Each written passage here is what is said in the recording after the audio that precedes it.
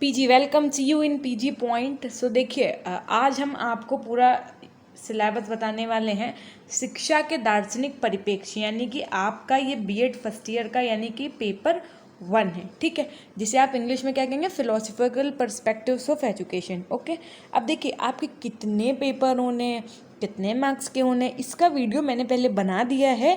आप proper playlist से check कर सकते हैं, या मैं आई बटन में प्रोवाइड कर रही हूँ, आप यहाँ से भी चेक कर सकते हैं। ठीक है, उसके बाद में देखिए, अब ये मैम कितने मार्क्स का आता है, तो ये सब्जेक्ट आपका 80 मार्क्स का एक्सटर्नल होता है और 20 मार्क्स का आपका इंटरनल होता है। Ma'am what is external? External मतलब जहाँ आप जाएंगे पेपर देने, यानी कि यूनिवर्सिटी की तरफ से जो पेपर होते हैं ना, वो जो आप देने जाएंगे वो मार्क्स आपके 80 नंबर के होंगे। और 20 नंबर का इंटरनल कौन सा होगा, तो जो आपके जैसे असाइनमेंट्स बनते हैं और कॉलेज अटेंडेंस होती है, इन सब के बेसिस पे होते हैं ये मार्क्स। ठीक है, सो आइए जानते हैं आपकी कितनी यूनिट है, कितना क्या पढ़ना है आपको, वो आज हम इसके विषय में चर्चा करेंगे। और फिर बहुत जल्दी आपके हम फर्स्ट पेपर की यानी कि इसी पेपर की आपके हम क्लासेस शुरू करने जा रहे हैं। आशा ही नहीं अभी तो विश्वास है कि आप चैनल को सब्सक्राइब करके बेल आइकन ज़रूर प्रेस कर लेंगे, क्योंकि मैं चाहती हूँ कि आपकी क्लासेस लाइव हों, बट शायद आप नहीं चाहते हैं, इसलिए आप सब्सक्राइब नहीं किए हैं, है ना। तो देखिए, पहले से ये तो एक ऐसी बात होगी नॉर्मली, बट अगर आप चैनल पर नए हैं तो बीएड के लिए, बीएड की लेटेस्ट अपडेट्स के लिए, बीएड की क्लासेस के लिए आप चैनल से ज़रूर जुड़ जाएं। ठीक है, देखिए अंत में एक विशेष सूचना आपको देंगे, इसलिए वीडियो अंत तक देखिएगा। इसमें आपकी कितनी यूनिट आनी है? 5 यूनिट आनी है। कितने मार्क्स का पेपर होना है? 80 मार्क्स का होना है। इंटरनल पेपर कितने मार्क्स का होना है? 20 मार्क्स का होना है। अब देखिए, यूनिट 1 शिक्षा की प्रकृति यानी नेचर ऑफ एजुकेशन। ठीक है, तो इसमें क्या क्या है, जैसे शिक्षा है आपका 1.1 यूनिट होगी, है ना। अब इसके अंदर आपको क्या पढ़ना है, जैसे क्रो एंड क्रो के अनुसार डेफिनेशन क्या होती है, या बहुत से ऐसे जो आपके रहे हैं फिलोसोफर, उनके अकॉर्डिंग रॉस के अनुसार, इन सब के अकॉर्डिंग क्या डेफिनेशन है, ये सारी चीज़ें। सो आप ये नहीं सोचिएगा कि बिल्कुल नहीं पढ़ना पड़ेगा, हम ऐसे ही पेपर दे लेंगे, सो फिर वैसे ही मार्क्स भी आएंगे अगर आप नहीं पढ़ेंगे तो ना। जो सत्य है सत्य हमेशा कटु होता है, सो फैक्ट यही है। ठीक है, तो हमारा मानना है कि पढ़ के जाइए, आप अच्छे से प्रॉपर पेपर करके आइए। शिक्षा के विभिन्न रूप या प्रकार यानी डिफरेंट फॉर्म्स और मोड्स ऑफ एजुकेशन, इसमें आपको औपचारिक शिक्षा, अनौपचारिक शिक्षा, निरौपचारिक शिक्षा, ये सब पढ़ना होगा। फिर देखिए, उदार शिक्षा यानी कि लिबरल एजुकेशन, उपयोगी अथवा व्यावसायिक शिक्षा यानी कि यूटिलिटेरियन और वोकेशनल एजुकेशन। शिक्षा के उद्देश्य, मैम आप तो सुन कहेंगे मैम ये तो हम बना के लिख देंगे ऐसे ही अपने शब्दों में। देखिए, आप अपने शब्दों में भी तभी लिख सकते हैं जब आपने एक बार चीज़ों का अध्ययन किया हो। अगर आपने एक मूवी देखी, ठीक है, सपोज 3 इडियट मूवी ले लेते हैं, ठीक है, जब आप उसको देखेंगे फिर हम आपसे उसकी स्टोरी पूछेंगे कि यार भाई तुम यार तुम मूवी देख के आए हो या आई हो, तो मेरे को स्टोरी बताओ, तो आप बता देंगे। लेकिन अगर आपने 3 इडियट मूवी देखी ही नहीं है, उसके बाद हम आपसे ऐसे पूछ रहे हैं कि 3 इडियट मूवी की स्टोरी बताओ, या आपने मान लो सिर्फ ट्रेलर देखा हो और हम आपसे पूछने की स्टोरी बताओ, तो क्या आप बता पाएंगे? नहीं। बस सेम फंडा यहाँ पे भी है।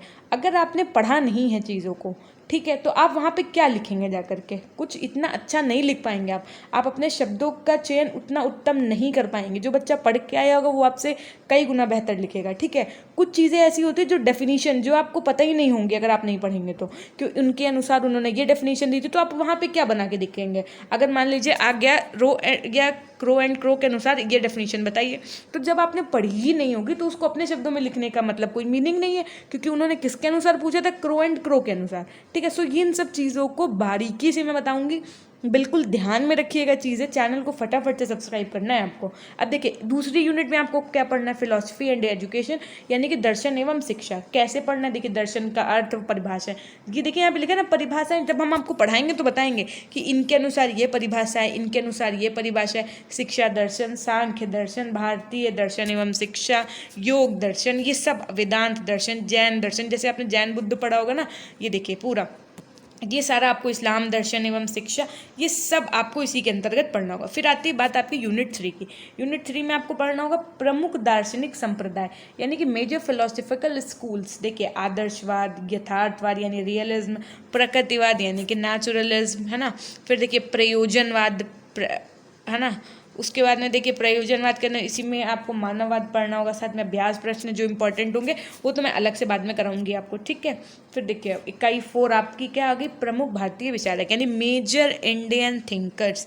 इसमें आपको स्वामी विवेकानंद का जीवन परिचय, जीवन दर्शन, शिक्षा दर्शन, श्री अरविंद घोष जी के बारे में, महात्मा गांधी जी के बारे में, उनका जीवन व्रत है ना, उनका सर्वोदय दर्शन, बेसिक शिक्षा, रविन्द्रनाथ टैगोर के बारे में, ये सब आपको पढ़ना होगा। और ये सब आपका जब आप यूपी टेट सी टेट का पेपर देने जाएंगे तो वहाँ पर भी आपको बहुत ज़्यादा काम आएगा, इन्हीं सबसे क्वेश्चंस आते हैं, याद रखिएगा। तो इस बेहतर तरीके से तैयारी करिए कि बीएड के बाद जैसे ही आप यूपी टेट देने के लिए जाएं, एलिजिबल हों, क्योंकि सेकेंड ईयर में आप देने के लिए एलिजिबल हो जाएंगे यूपी टेट, तो वहाँ पर आपको इन सब सब्जेक्ट्स में तो दिक्कत हो ही ना। जो आपके जीएस वगैरह हैं, जो कंपटीशन लेवल के, आप वो प्रिपेयर करें। ऐसे सब्जेक्ट्स तो आप इसे चुटकियों में कर लें, इस तरीके से आपको पढ़ना है बीएड अपना, ठीक है। फिर देखिए ये है आपकी लास्ट यूनिट, पाश्चात्य शैक्षिक विचारक, वेस्टर्न एजुकेशनल थिंकर्स। अब देखिए यहाँ पे लिखा हुआ ना प्लेटो, तो अब इनके अनुसार कुछ चीज़ें होंगी। प्लेटो की प्रमुख कृतियाँ आपसे पूछ लेंगे, तो अब आप यहाँ पे क्या बना के लिखेंगे, पढ़ेंगे नहीं तो कैसे लिखेंगे। प्लेटो का जीवन दर्शन, प्लेटो के शैक्षिक दर्शन, प्लेटो के शिक्षा की देन, जीन जैक्स रूसो, है ना, अभी इनके बारे में हम आपसे बता रहे थे। वैसे ही देखिए पेस्टोलॉजी का जीवन परिचय, पेस्टोलॉजी का दार्शनिक चिंतन, मतलब इनके जैसे अनुसार पूछा गया ना। देखिए साफ साफ यहाँ पे लिखा है फ्रोबेल के अनुसार, जॉन ड्यूबे के अनुसार, सो इनके अनुसार आपको पढ़ना ही पड़ेगा। देखिए ये थी आपकी 5 की 5 यूनिट्स। कितने मार्क्स के आना है, 80 नंबर का एक्सटर्नल होना है, तो इसमें आपको बहुत अच्छा स्कोर करना होगा। अगर आपको पता है तो बता दें कि डीएलएड वाले बच्चों का स्कोर मैक्सिमम परसेंटेज में 90 से प्लस चला जाता है, लेकिन बीएड वालों में इतना नहीं जा पाता है। सो आप ये सोचिए ही नहीं कि नहीं जा पाता है। अगर आप अच्छा लिख के आएंगे, अच्छा करके आएंगे, सो नो डाउट कि आपको अच्छे मार्क्स मिलेंगे, ओके। अब देखिए आपको कोई एक महत्वपूर्ण जानकारी मैं ये दे दूं कि आपको भी एक काम करना है। क्या करना है, अगर आपको जैसे आप रोज पढ़ेंगे हमसे अगर, तो उसकी पीडीएफ वगैरह भी होंगी ना, सो पीडीएफ वगैरह हम आपको कहाँ देंगे, तो याद रखिएगा टेलीग्राम पे देंगे। टेलीग्राम पे मैम कैसे जुड़े, तो देखिए मैं इसका लिंक कमेंट सेक्शन में या डिस्क्रिप्शन बॉक्स दोनों जगह दे रही हूँ, आप वहाँ से जा कर के लिंक से इस चैनल को ज्वाइन कर लीजिए। यहाँ पर आपको बीएड के जितनी चीज़ें मैं यहाँ पढ़ाती हूँ वहाँ पे सबसे पहले वीडियो का लिंक देते हैं, और वहीं पे आपको पीडीएफ वगैरह सब मिल जाएंगी, ठीक है। और उसके बाद में देखिए मेन चीज़ ये है कि मैम क्लासेस कब से शुरू हो रही है। देखिए ये तो था आपका सिलेबस का वीडियो। सबसे पहले पेपर 1 की क्लासेस आपकी शुरू करेंगे हम, और ये 10 अक्टूबर मान लीजिए आप, 10 अक्टूबर के बाद से पक्का एकदम शुरू कर रहे हैं, ठीक है।